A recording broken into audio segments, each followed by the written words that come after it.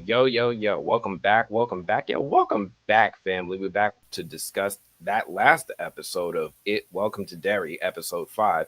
Ahead of tonight's new premiere. I think episode 6 comes out tonight, and then we get deeper into the deep end of the pool. I know this one is completely unprepared. You guys, I didn't even schedule this. So I'm going to dive in. I'm going to have some fun. If you guys join me, join me. If you don't, it's cool. We can still be friends. There's a lot of things that everybody's talking about with this episode. Obviously, the reveal of Pennywise himself. Pennywise has finally entered the chat. We finally get a good look at this mofo. Let me see if I can bring him up on stage real quick. And I'm really unprepared if I'm not even using screenshots. I'm like going straight into my video. But yeah, we finally get to see the group go into the sewers. We actually see the army go into the sewers, which is something I don't think we've ever seen in one of these adaptations before. We get to see that Matty was not Matty. Matty was Pennywise in disguise. That was a nice little reveal. But real talk. We got to see just how terrifying and how dangerous it really is, even when compared to trained soldiers. There's a big reason why Leroy Hanlon is in a class by himself in not having fear. And he absolutely got to utilize all of that ability in this episode to save these poor children before they became lunch meat. What's going on, Quiet T? Appreciate you coming through as always. Again, we're going to keep this really informal. Welcome to Derry was not something I ever really planned on doing live streams on, and I just want to talk about it. Those of you who checked into my live stream with the new order yesterday, I kind of understand where I've been at lately. I have been practicing total concentration, water breathing, fifth form. I mean, I am deep in the Demon Slayer. I wish somebody would have told me how cool Demon Slayer is. I'm deep into 1899. I'm deep into Last Samurai Standard, but I need to come back to Derry because we got to finish this one off. But yeah, I know everybody's been talking about Matty, the return of Matty being revealed to not really be Matty, and instead we found out that Matty was just this damn clown messing with us again. Now, I can't go into too much video, obviously, because I don't have my screenshots. I'm not trying to get Warner Brothers upset at me. We're not trying to do that today. Warner Brothers is like the last company you want to play with when it comes to copyrights. So I'm going to be really easy with what I'm showing on screen today. But mostly it's going to be discussion and vibes. Aside from the big scare moments, what I'm really going to want to focus on are some of the things that were introduced that we just didn't really know before about Pennywise. One, we found out a feeding schedule. Like, I don't think that this has ever really been depicted or explained before, but they kind of revealed that Pennywise likes to hunt at night, which is something that makes sense. We don't really see Pennywise operating in the daytime all that much, but we actually got it confirmed here that it has a feeding schedule where it preferably likes to eat at night. So that was a cool little revelation, and it kind of makes sense because the way that we've seen Pennywise operate in the times that we've seen her, is that she will take children and store them. And Matty kind of talked about it a little bit too. Like, Pennywise will bring children back to her lair, let them bleed out slowly, suck on their blood, eat on their brains, all sorts of disgusting things, but will do that over a prolonged period of time. Pennywise won't end the life of a child in order to preserve its freshness. So this is something that I thought was really interesting because we're just learning more about the rules of how Pennywise operates, and we're learning all those little details that help make the greater narrative make sense. Like, we learned that she sheds. and let me say that again because I know I have a thick Bronx accent at times. She, Pennywise, will shed, meaning she will shed layers of herself. And this is really a really cool um, detail because it answers so many questions about the inhabitants of the town.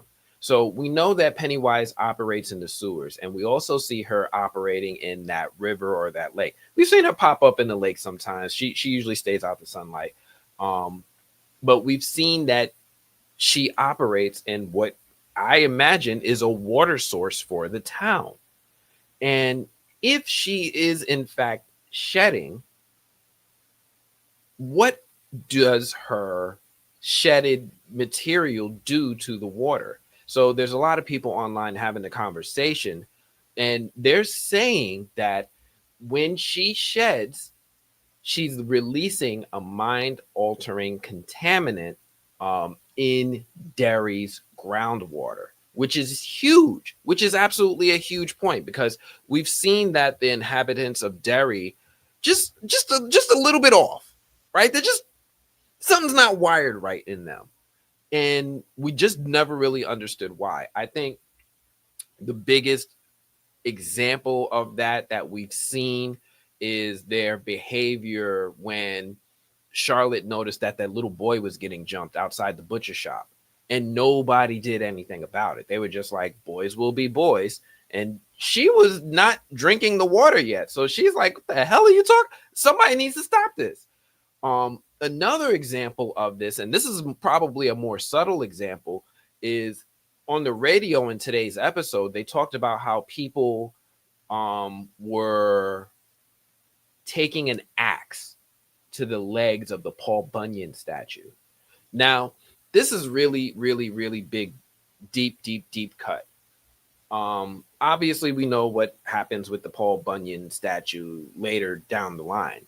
However, the Paul Bunyan statue at this point in time is actually a symbol of American progress, hope, the can-do spirit, which are things that Pennywise probably doesn't really vibe with. It's like, nah, y'all are prey. Y'all don't need to be having hope, ambitions, thinking that you can overcome challenge. That is the last thing that she wants these people thinking or feeling when she has them in her trap. So I love how that we get this amazing detail that just explains why the adults are so docile, while they're all like, if we just wait this out for, we'll be good for another 27 years or so.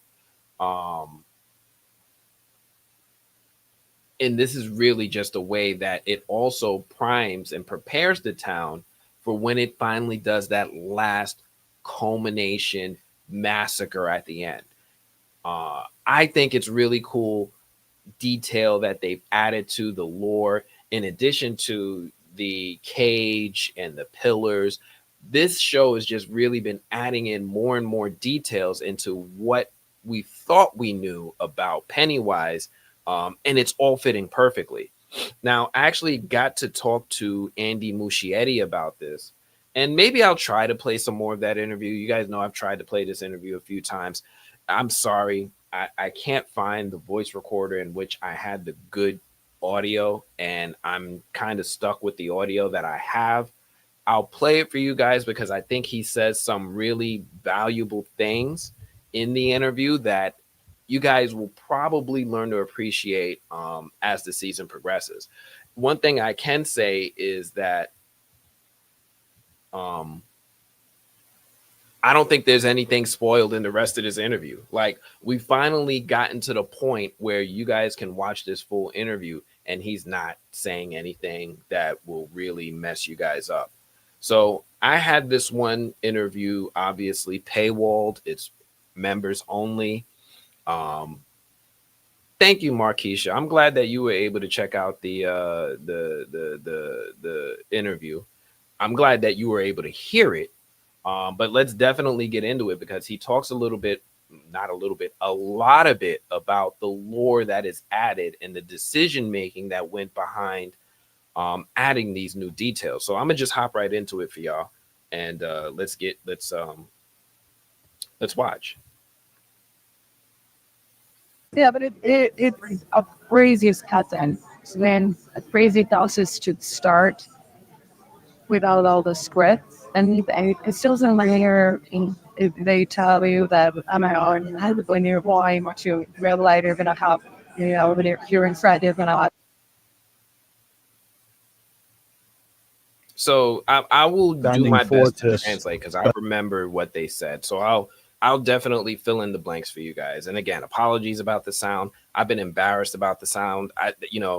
It's not often that somebody gets to interview both Andy and Barbara Muschietti, and then I have to sit here and not share it with you guys because I'm embarrassed. So that's really what that is.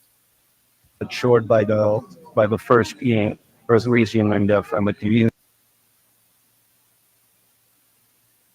For us, it was like what's in the book was an inspiration.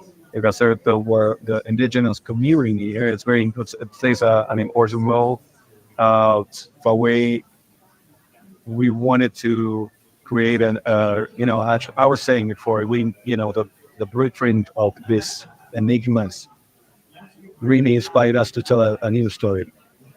And it's a story that is told backwards, and it's a hidden there. And I wanted to do the indigenous people in the center of it, and play a role that was like not like a role that they play in before, even though it's like it's a line and it's a little more specific. And you saw it because you saw the first 5 episodes. Yeah. So we can talk about the cage. The cage is something that doesn't exist in the book. The idea that it's just an expanding force, if not in the book. That was something that we created, but only is inspired by the book. And the idea that this expanding force is got short by the first region and from a community of indigenous to say we gotta stop this guy from expanding, and they created reforms and the kids. So this right here I thought was really cool because Andy admits and he lets us know that this was something that they expanded on, the idea of the pillars and that whole circle cage thing being implemented by the first humans that it encountered with the Native Americans. He is letting us know, like, hey, I inferred this from the Stephen King books, but we needed to expand and fill in the blanks in ways that help serve this narrative. I love it. I think later in the story, in the interview, I asked him about whether or not Stephen was consulted with this kind of stuff, like that you're adding to his story. But let's get into it.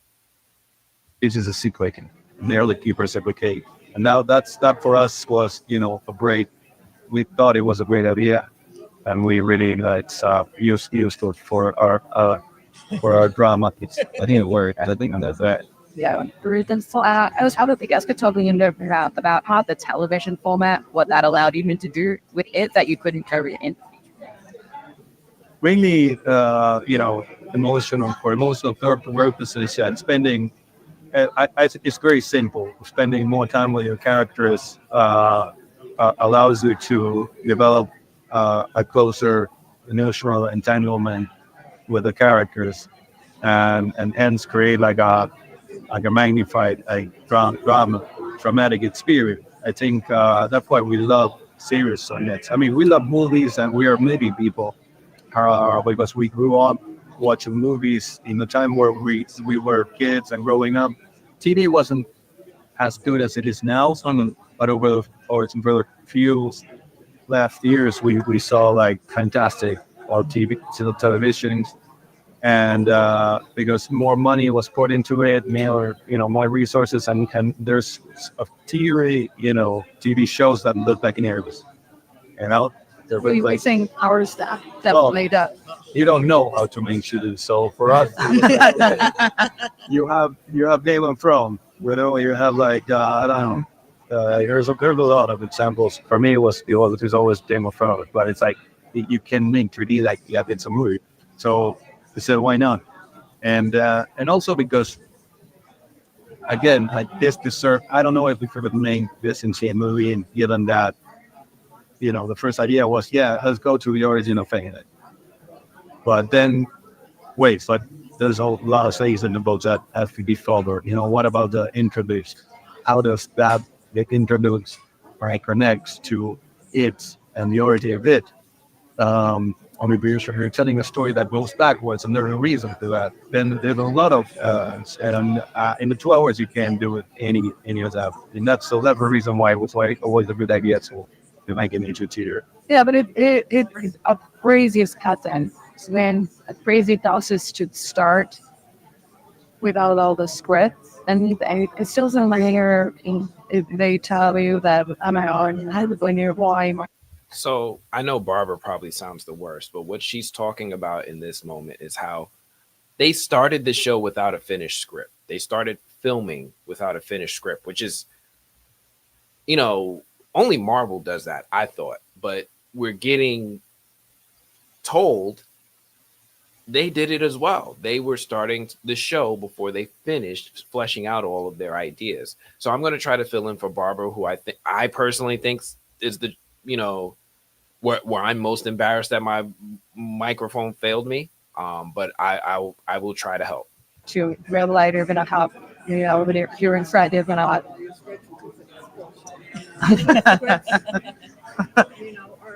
calls at least in our process very considerable in England and in our case we got interrupted by 2 strikes that we support right. It was just it is a complicated experience, and I think.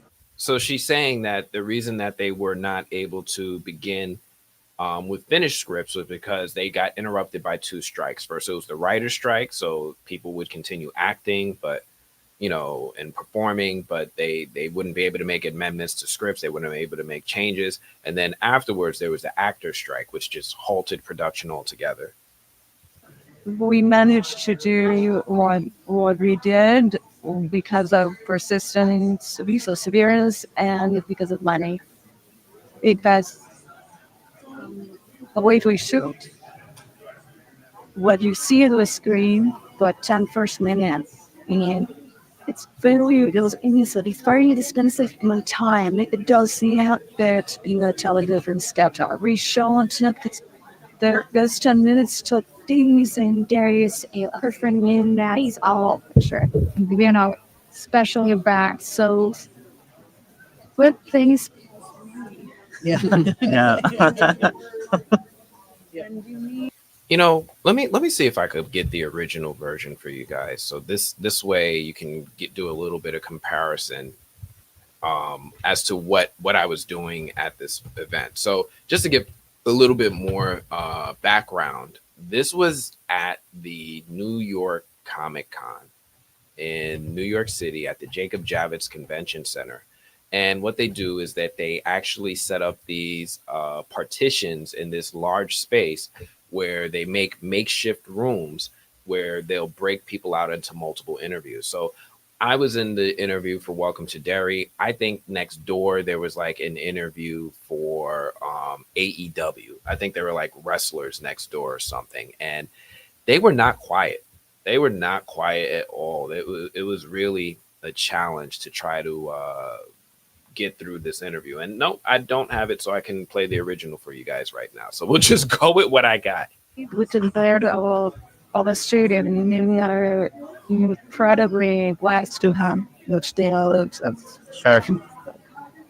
Yeah, I wanted to talk to you. I was actually going to talk about the opening. So you're talking about the first 10 minutes. Like, it was incredible, first of all 5 episodes are phenomenal. But to start off like that, was that always your plan? Like, you got to start off with something that is just subtle and then gets terrifying. Shock, like, but also that descent into dread was it reflects a little bit of the sense of humor of our monster. Yeah, that is like this horrific, but the idea that you're slowly boiled into this thing that you can't get out of, was very attractive to me. There is no, I'm not going to go into that. Yeah, he's about to go into spoilers. Influences and stuff, but yeah, there's always like a twisted sense of humor about how it gets you, and also because it's a creature that really wants to season the flame, right? I mean, that's how it's described in the like season the flame. I think it was something about like slowly getting to like the tense and we can get the adrenaline out that is more tasty to do. Yeah. And so these an eater of fate, like it's described one is in the book. He's not a hero of flesh, he's an eater of fate. Right. And I think the release of the flame there on the turning off that flame of fate for him is even more tasty. And I think that for once it's done that to the victor and also to an audience. It's very stimulating in a bad way. It's just like no. Well, there's still faith. There's still hope to get out of there. He tries to open the door doesn't open. The gas station is not good. Oh shit! It goes worse and worse, and their side it's just like. I think successfully the anxiety driven to opening, and I don't know. I think it would be fun in not the best way. I like it. What was the other question? That was just it, really, just about how was that always the plan to start with something? I mean, you have to with some series like this. Yeah, but also like the shock effect, that kick in the chin, where like you understand from the beginning that no one is safe here. Yeah, even like a 12-year-old poor kid whose life is terrible. He's trying to get out of Derry because there is abuse at home. Yeah, he can see it on his eye. It's all visceral. There's no words. Yeah. Right. There's a 12-year-old kid in the middle of the night in a movie theater by himself, sucking in a pacifier. That tells the whole story. Yeah. And it's stimulating for the audience. That's what I like to do. Stimulate the audience instead of like feeding them all the information. Right. Just put the pieces together. Yeah, it was definitely like, oh no. Okay. It was like, this is now with Matty way to come start. back. I don't know. Yeah. Do you see him dying? Is him dying? You see a pacifier flying away. A baby beats and baby chomps on the back of his pig. There he comes back. Never. You have to see. Milton, he dies in Derry. Never really. Clearly. Have you seen episode 6? Here you go. Yes, I'm Damien. I'm here for Room Morgue, and I just wanted to say I binge watched it. I was like, I'm gonna watch one episode. No, 5 episodes in, and I'm just like, I can't wait. It was so good. But I guess like my main question is there anything in particular, a specific scene or something, a character that you would want to do, but you didn't get to do? Like something like, oh, I wish I would have made this character do this one thing and I didn't go back to that or revisit this one scene that I wanted to be done differently. I got to pause real quick because you guys got to know something about Andy Muschietti. And I learned this about Andy Muschietti. Andy Muschietti don't give a fuck. I mean, excuse me, but he don't give a fuck. If you ask him a spoiler question, the most he'll do is think about it before giving you your answer. So what this man just asked him was like, hey, were there any scenes that you couldn't do or any that got edited out? And Andy Muschietti, I'm sitting here thinking, ain't no way he about to tell us what isn't in the show before the show even came out. That was wrong.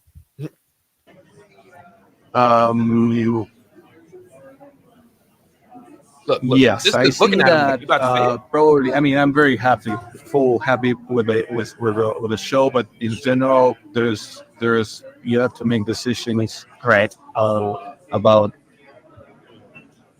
this kind. I like many shows where they put flaws in it. Here is like perfect. When something that happens, there are those. No, absolutely. The jury saw those shows where it's like an entire episode, like why the roundabout Andy? Like, no, hold on. Oh, something happens in the end. Okay, This one we have more than we were. We had more than we could chase. Sure. Unfortunately, we had even in the rival state, or was a whole thread about a subplot about Paul Bunyan and statue. Oh yeah. And a reporter that came to town to cover the Paul Bunyan thing, and he immediately, because she's a foreigner, she's a stranger, she immediately notices all this shit that is going on, and she identified the fog in town, and it's like, what the fuck? People are all complaining about a statue that they don't like, when actually there's like 15 kids that disappeared. She first raises the alarm, and over the course of, and that's what's tragic about it, over the course of a show, she slowly grows into her fault, and she ends up being like a very like complacent member of Derry. And the mother. And the mother of it's Sonia Casper, or the mother of Eddie. Eddie. We didn't, but it was she was a bit of a traffic character. Yeah. Right. Just on her couch. Yep. What? There was a whole Paul Bunyan subplot. A whole Paul Bunyan subplot that got cut out. Now, we've seen the Paul Bunyan thing. We know about the statue. I just explained how people are like chopping at the legs of Paul Bunyan. But there's a reporter who was cut out of the show that ends up being Eddie's mom.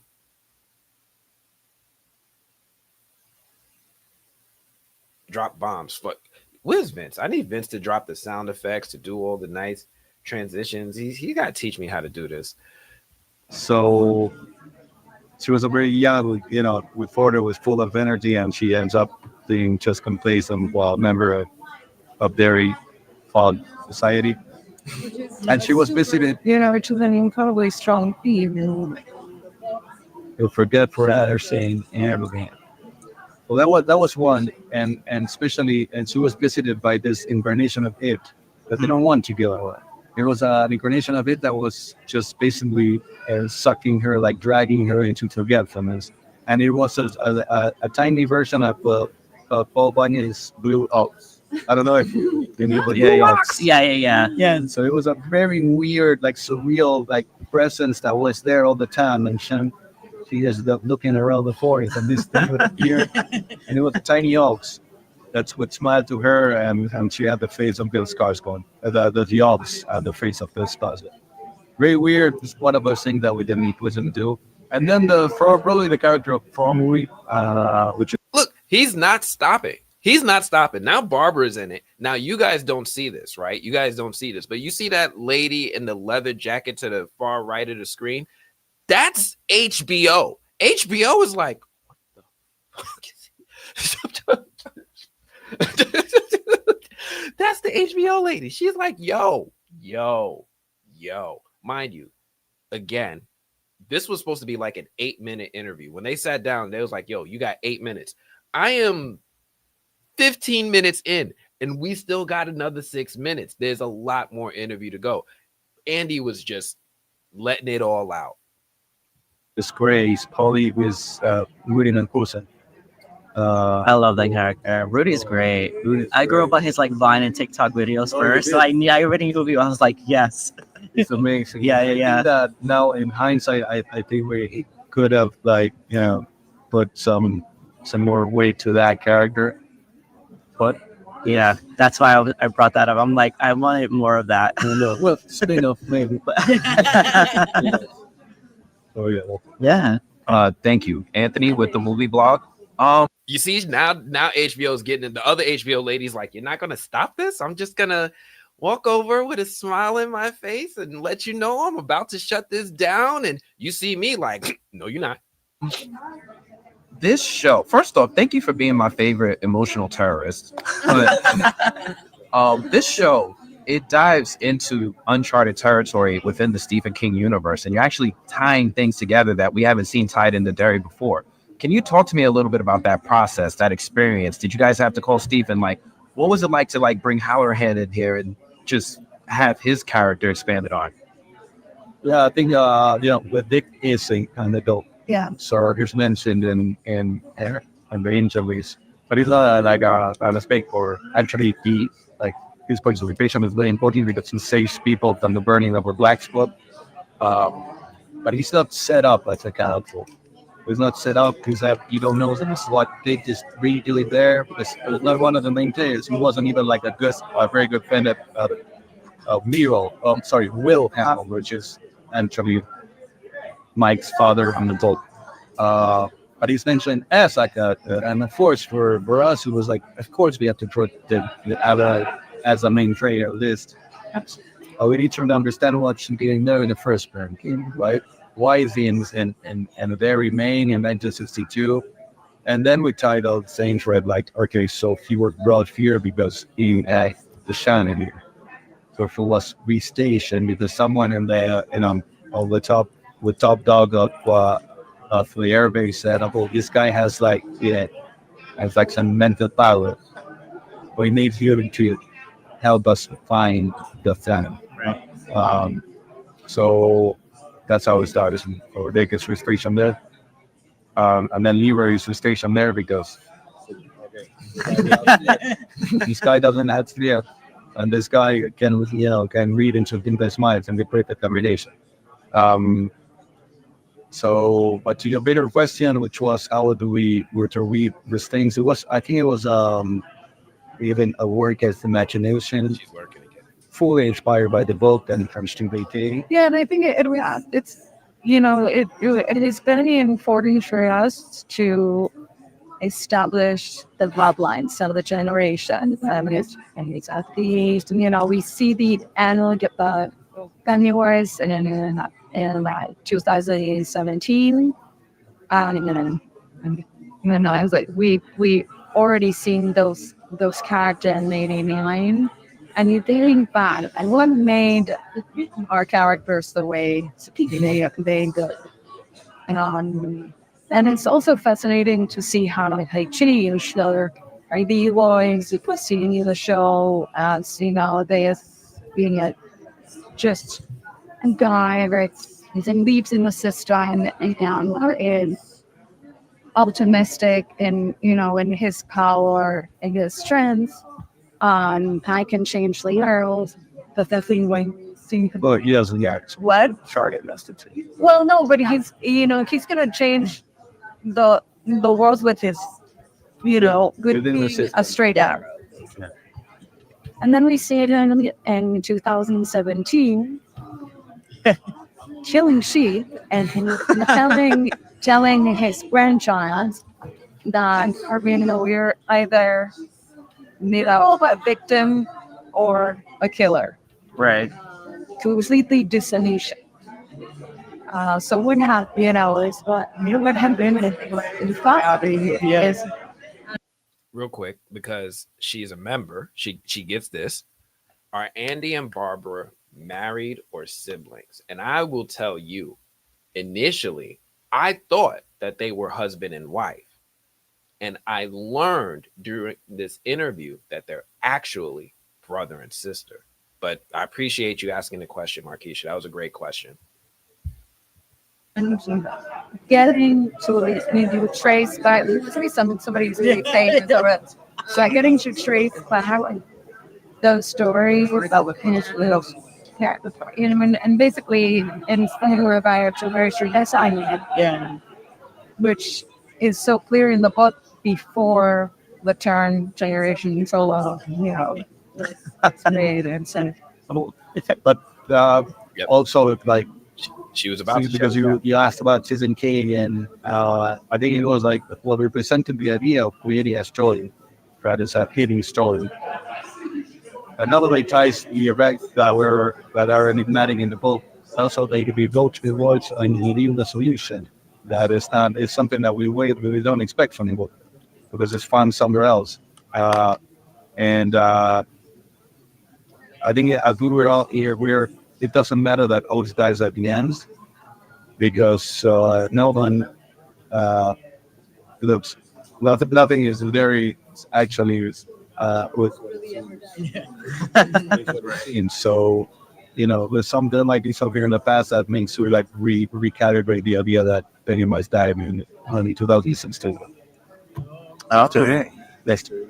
So that is a spoiler. That one is still a spoiler. Like I don't know if you guys were able to hear it. I'm not going to clarify it for you. You can rewind and play it back. He just spoiled the ending of the series.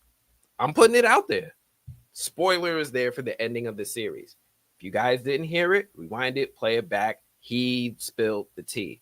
Now, this wonderful woman from HBO is on the side. Even Andy was looking at her like, all right. And he realizes that this interview is about to wrap up. Anybody else think that Andy Muschietti looked like he was cosplaying as Peter B. Parker from Into the Spider-Verse? Like, I'm looking at this interview and I'm like, my God. That's on the long line of the series. But at the end of season 1, you will get a hint at where you go and look like that. Can't wait.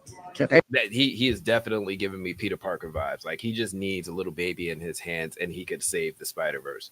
Now, what I didn't share with my members, so Markeisha, I'm gonna apologize now, is I actually had more interviews. So Markeisha, you probably did see the interview that I had with the cast. A lot of people are fans of the actress Rose.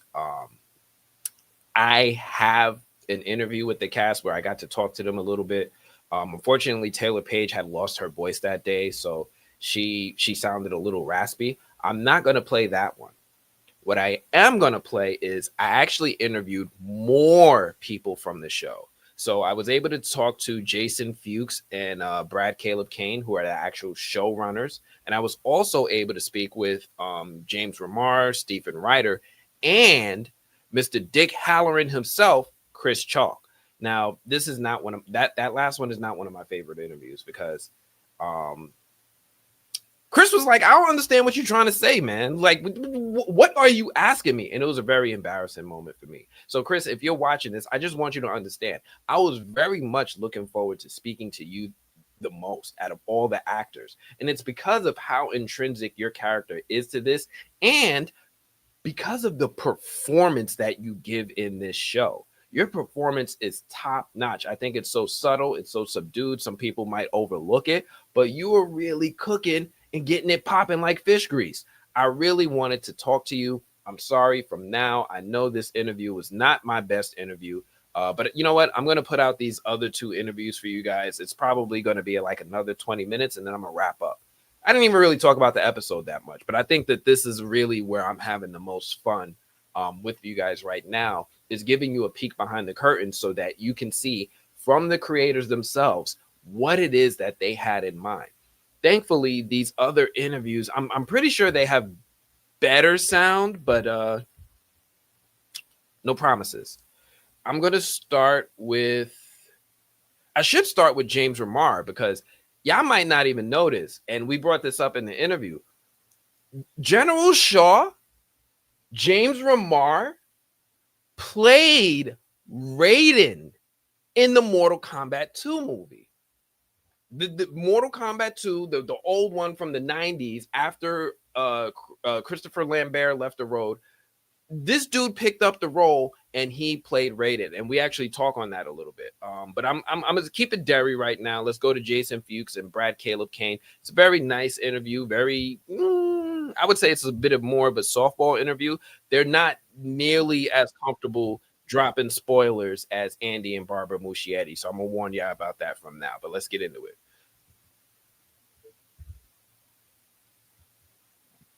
And if you're not watching this live with us, I'm going to tell you right now, this is going to go to members only immediately. This is for my members. All right. How are you? Doing well. How are you doing today? This is kind of a dream come true of a day. This is surreal. Yeah. Yeah, absolutely. First Comic-Con? First New York Comic Con. I've done San Diego, but I'm a New Yorker. We both are. I grew up in Manhattan, so it's always been a dream to come here with a show or a movie or something. So this is. There you go. I grew up in Manhattan before there was a Comic Con.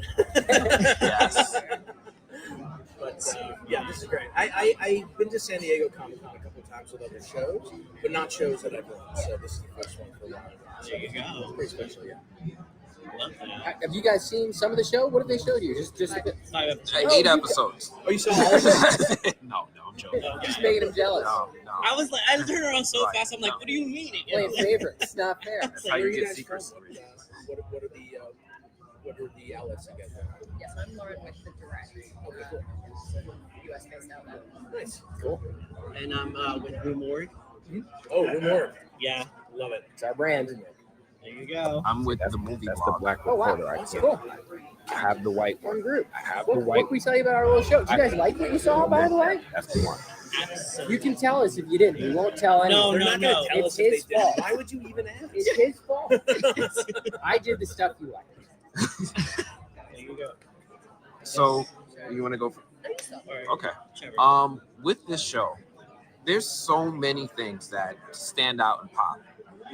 Talk to me about crafting the first episode, how that all came together, and what you think fans what reaction you want fans to get by the end of the first episode. I want fans to go, holy shit, did they really do that? And where the heck is this thing going next? Yeah, we really wanted to pull the rug out from people right away. So you know that, these are not your original losers.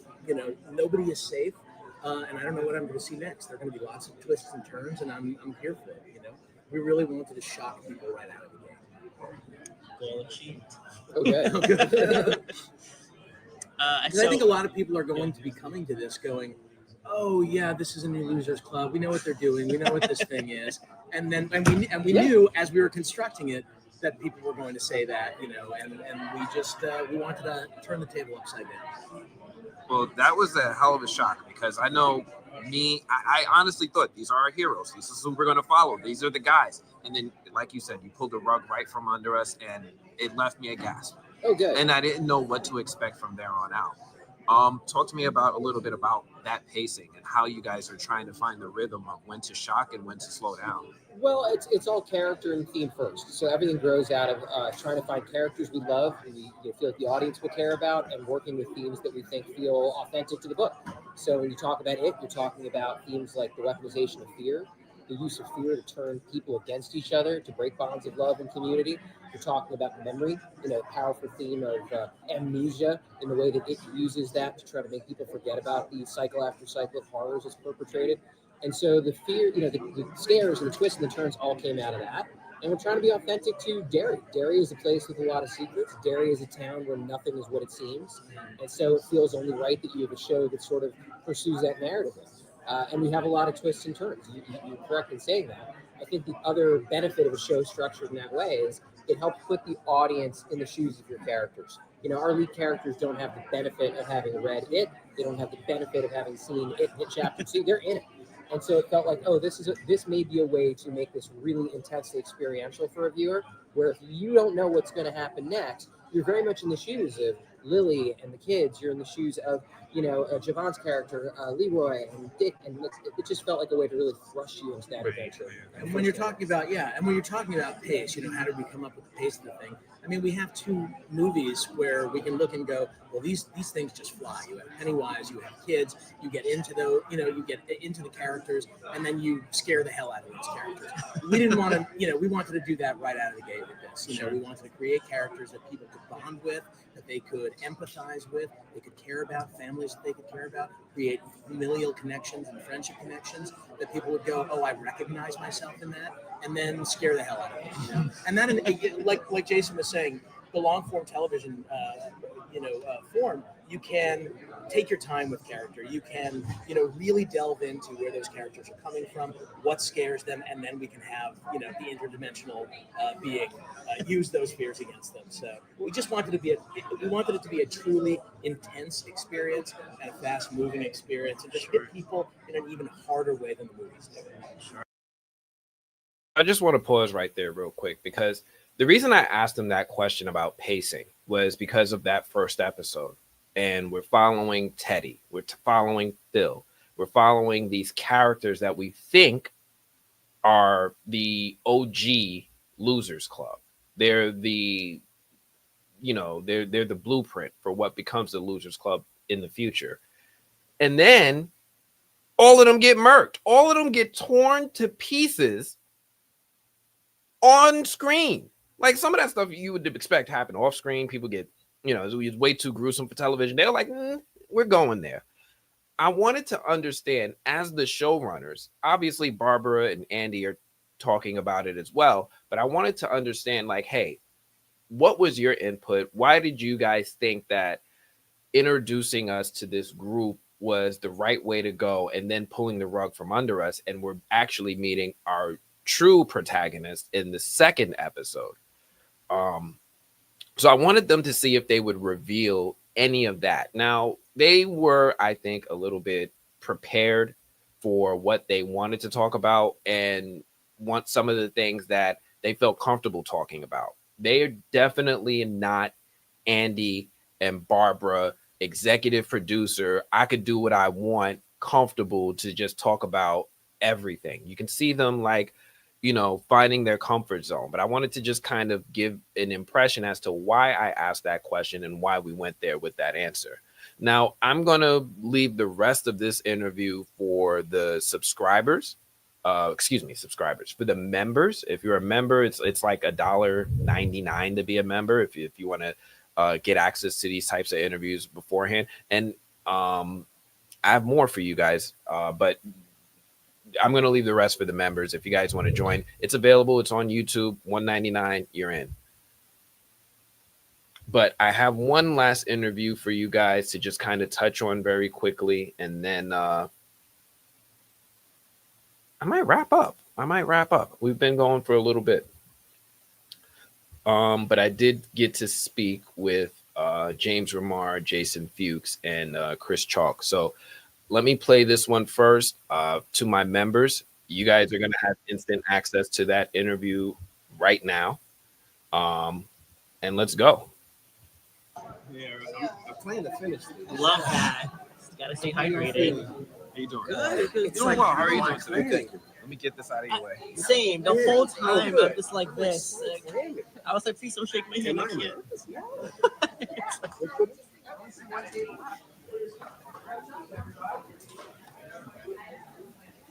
Hope you're all enjoying the convention so far. Hey, It's yeah. intense. Well, we're enjoying it at the convention, but it's so cool. I like it. I mean, you guys still. I'm enjoying this. It's wonderful that so many people care about this. Yeah, It was actually questions and very hear what to say. pleasantly surprised because we weren't a part of the film, so we didn't do Comic-Con and everything. So we're already coming into a world that. So you guys can probably already see, like, Chris is already on some like, I don't want to be like. In hindsight, I'm like, man, did he have to use the bathroom? Like he looked like he was ready to wrap up from the moment he sat down. And again, I was really, really excited to talk to Chris because he's one of the few characters with that crossover in other Stephen King novels. But yeah, you could tell a little bit from his energy from right now. He's like already, he's ready. Already, the people actually are already fans. And it was cold. I should have probably Yeah, just start from the beginning. So walking into this world, walking into Welcome to Derry, the world of It, talk to me a little bit about what it was like coming into this new era of the franchise and inhabiting these characters that have such a strong attachment with fans, whether building new attachments or established attachments from other franchises. It's both. You have an ongoing character with continuity in Dick Halloran, and you have new characters with Stefan and myself. And so, we have something established and we have stuff to build on. So, in a word, it's both. Yeah. I actually didn't understand the question. Well, I was saying, talk to me about the experience. What is it like? Hey, I'm getting cast as this character. I'm coming into something with some history. Or I hate, honestly, when a talent tells me they didn't understand my question. If I have to repeat my question, I failed. I failed as an interviewer. I failed at what I'm doing for you guys. I feel like I am nothing now. So he asked that question, and I have to admit, I was heartbroken in that moment because I didn't realize that he was like cold and he looked like he was ready to check out. I just thought it was all me, but I just had to chime in on that real quick. I'm treading new ground in an area of the franchise that hasn't been explored or filmed before. It's both. As I said. Yeah. I said what I said. Okay. Yeah, I forgot it again. No. What was it like? Yeah. What was your experience? What was your experience? Okay. I don't. It's like the pressure of what is established is not my business. You know what I mean? I get a script and I got the source material, and then I get to do my job. I'm lucky because my character has a lot of source material and a lot of fan base, so I have a lot of resources to pull from. So part of me felt very lucky. There wasn't a pressure of will I bring it to life with honor? Yeah, because they wrote good shit and I'm pretty good at my job. You know what I mean? Like, so yeah, probably. And if I don't, it ain't my fault. I'm just kidding. I got an analogy. Okay. It's like I'm handed a club that Tiger Woods used in the Masters, that he won the Masters with. I'm like, wow, this is Tiger Woods golf club, but I still got to make the swing. I love that. How's that work? No, that's perfect. Stealing. No, absolutely. Or it's like Magic Johnson, throwing that lob or Stephen Curry. Yeah, what I mean? Like, that's a good analogy. No, but it's true. It's I mean, you work in. I mean, to come into one, it's not like it was. The IP is already there, but you're working with the people that created the movies. So I mean, once a classic, always a classic. It might be a little different spin, but I think we're in great hands. So I'm excited. Well, I'm excited for you guys. I know what it does for people's careers to get in these types of franchises. I'm very excited for you. And for you, man, we got to see you talk to your grandma with the shine. Like, I've been waiting for this since The Shining, right? Like, and that's so what that's the answer. Yeah. All right, I've taken enough time. Love that. I'm Damien. I'm here for Rue Morgue. And I just want to say, first of all, I remember you from the Mortal Kombat movie as Raiden. Sorry. Annihilation. I'm a big video game fan. And the one quote I will never forget that Raiden says is like, it is not weak to value human life. Not weak to value life. Yes. It stuck with me forever. That's my favorite line in the movie. Iconic. Sorry. I just needed to get it out of the way. I didn't know he was in. It's Raiden. I was like my favorite character in the game too. Oh my god, sorry. I had a fanboy for like 5 seconds there. That's baller. It's all right, Liu Kang. Was that one of the lines? I'll keep my eye on you. Yes. Oh, my day has been made. Thank you for that. So I think a general question is like, what was one of the favorite things about being part of this like franchise? Obviously, there's so many things, but what's the one thing that like spoke to you to be like, wow, this one thing I can like keep it, or this is what I'm gonna bring with me for like the rest of like my career or something? Genuine relationships. I mean, a lot of times you're on shows. I can't speak for anybody else, but you build these intimate relationships because you're forced to, and then when you leave, it's kind of a lot of times that's it. A lot of times. But for no, that's it. Oh, that's it. But I do believe like the fact that we were able to, even the fact that the strike was going on at the time, allowed us to also cultivate and curate those relationships a lot longer than usual.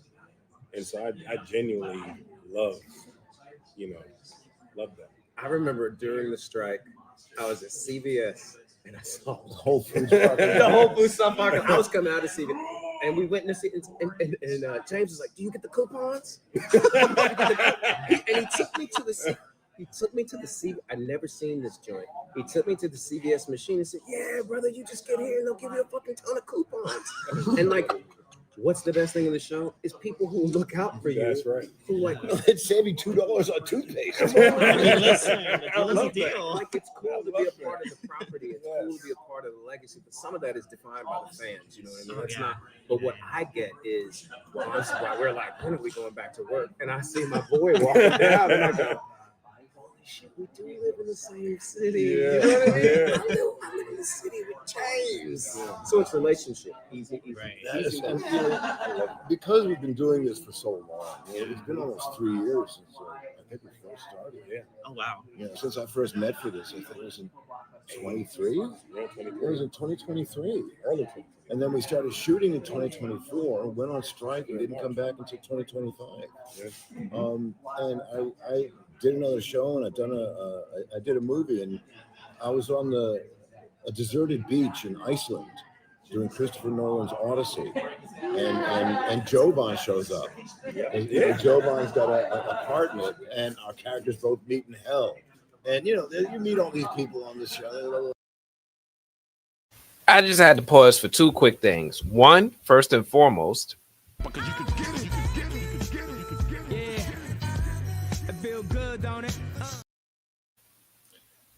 just want to give a quick thank you to Markeisha. I appreciate you. Thank you so much. This warms my heart. This makes me feel a lot better about these interviews because I obviously I've been withholding these interviews since it's been like 6 weeks. I've been embarrassed to reveal them, but thank you so much, Markeisha. I really appreciate you. And second, I don't know if you noticed, but my guy is dropping spoilers for Christopher Nolan's The Odyssey, which we don't know nothing about. And he's spilling the tea. Not only is he in The Odyssey, he's talking about what his character does. Now, if you're not here with me live, you're missing it. Maybe I'll make some sort of clip or replay out of it for you. But if you guys ever go on the internet and somebody says, oh, I heard something about The Odyssey, they heard it from here. I'm breaking new ground. I forgot about, man, thank you, General Shaw. There's like, buddy, my welcome to Derry brother. I got to meet on a beach in Iceland. And so there's a very deep connection because the level of this work, it demands on myself, and I'm sure these guys as actors, it really demanded that we turn ourselves inside out. We couldn't phone this in. You can't phone it in with Andy. You've got to really leave it all on the floor. And doing that, it's a bonding experience. When souls are joined by blood, and I feel joined to these guys by the virtue of how intensely everybody worked, just how hard they worked, and how cold it was when we first got to talk. Remember that? Well, we all saw the movie The Flash. Andy screened The Flash for us. Freezing. And it was freezing. And Barbara brought us some pizza. And that was like one of our first nights out together. Yeah, it was. Yeah. Yes, it was. Yes, it was. Yeah. Remembering this. Awesome. I love that. Thank you so much for that. I'm so tempted to ask more about the Odyssey, but I'll stay on topic. You'll get your side. Yeah. Let's put 2 interviews together. Well, I wanted to ask a little bit about the time period of the show. So it's called amongst the Cold War, which is very much a time of fear and paranoia, particularly in America. So how did that time period influence how you approached your characters? I lived it. I was 9 years old in 1962. I was born in 1953, and it was a very exciting time. I mean, Sputnik got launched, the space race began, and for a very, very, very brief period of time, it seemed like things were going to be okay. Everybody thought by the year 2025 we'd be living on the moon, and it would be utopia. There'd be no illness. Everybody would be fed. Everybody would be getting along. We really thought it was the future. It was the beginning of the future. And I'll just say that it was beautiful to have that sense of being able to revisit it. I was 69 when I started doing this. I was 72 this year, and to be able to relive it as an adult, something that's in my childhood, it's just very, very satisfying, very warm, and felt familiar, and I was just so happy with the way that they made everything look so realistic. Yeah, the set designs are amazing. In a lot of ways, I felt like I was paying homage to my grandmother. I grew up in a house with my grandmother and my mom and my sister.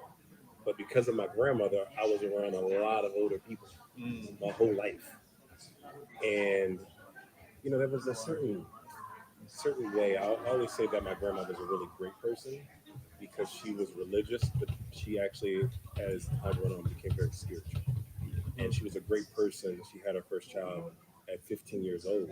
So by the time we came around, she was masterful at cultivating and teaching kids, And so to play in a world or to act in 1962 made me have to really start to ask questions about the people that raised me things that they said and didn't say, because they didn't talk about a lot of things. Like one of those things is in my home, and I think a lot of Black homes, was everybody didn't get the opportunity to look at the photo album.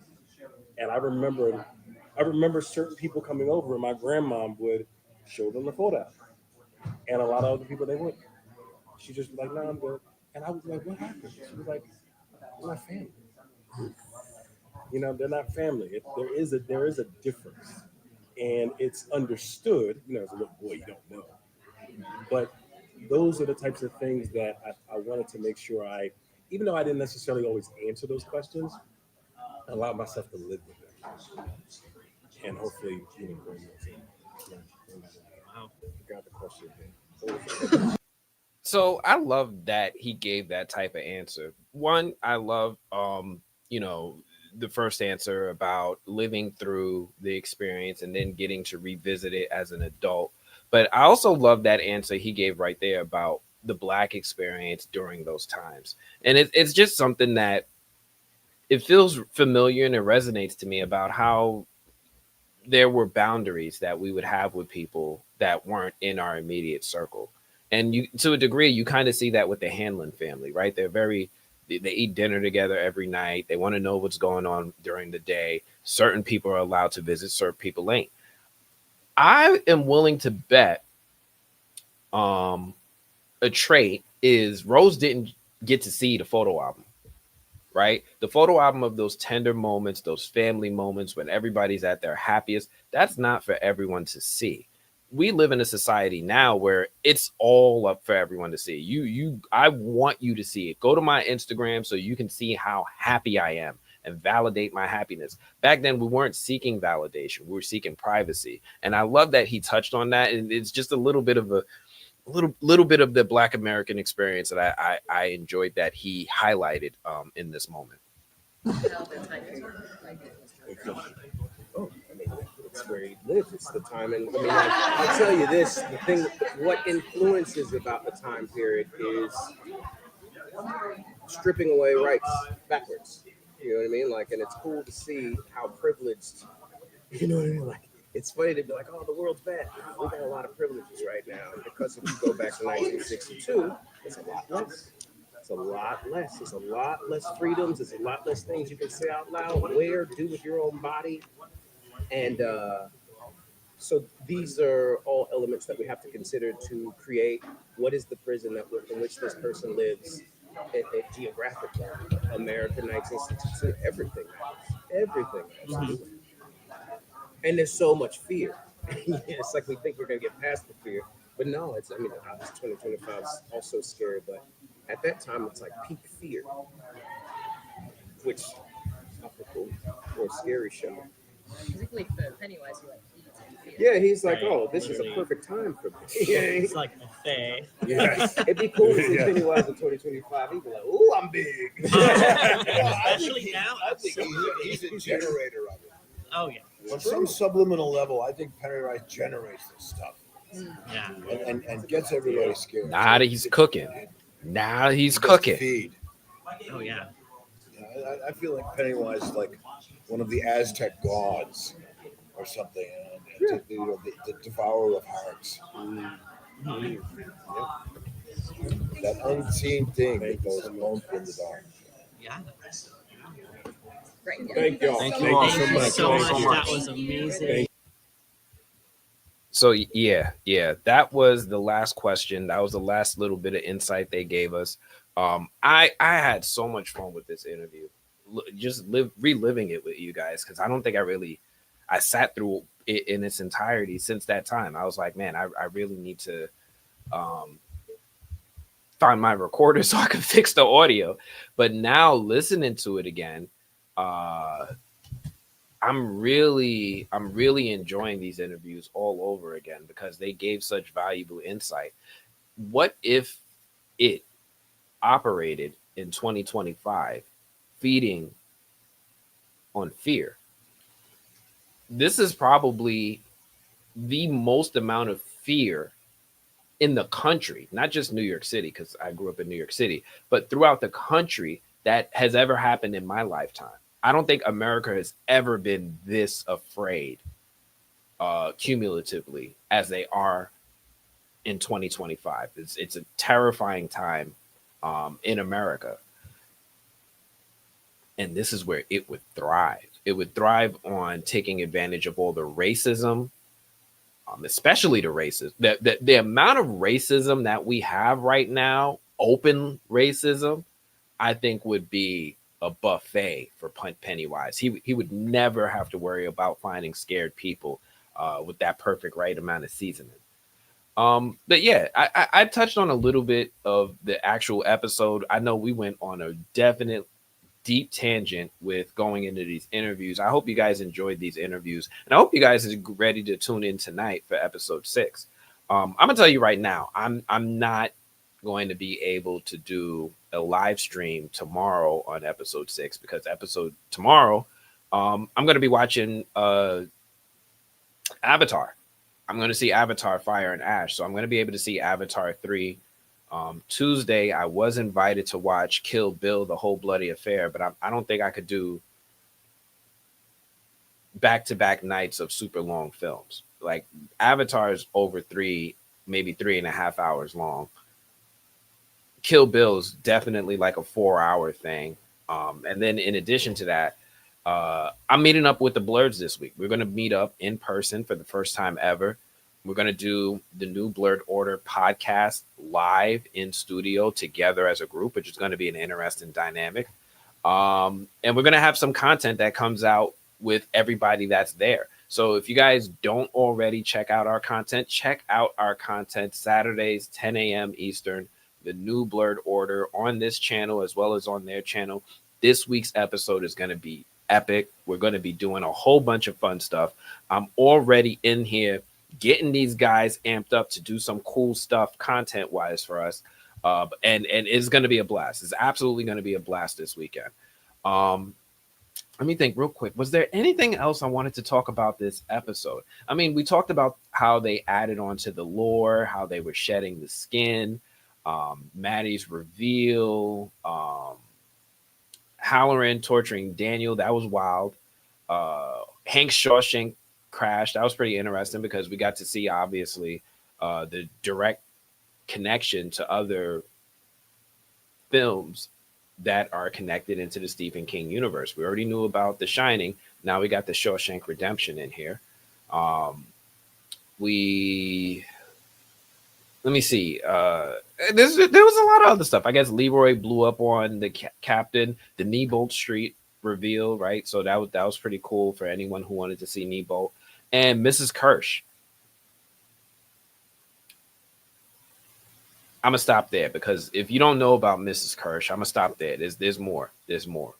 But real quick, I just wanted to shout out one person from this show. Obviously, I was very, very, very pleased with having an opportunity to talk with everyone. But I definitely want to give a special thank you and some affection to the woman who plays Rose, Kimberly Guerrero.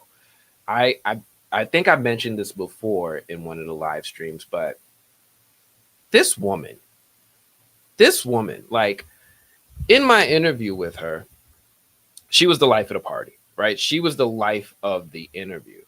And oh man, this one is members only as well. Shoot, I haven't been sharing nothing with you guys. But in my interview with her, she was the absolute life of the party. You know what, boss? Perfect. Thank you. And not only was she like the life of the party, she's everyone's favorite character or becoming a fan favorite character on the show. But in addition to that, this woman, like I told you guys the setup, we're in the Jacob Javits Convention Center. We're in some sequestered area away from everyone else, having a good time. I'm cracking jokes. And when they leave, they usually pull off an Irish exit. And she didn't.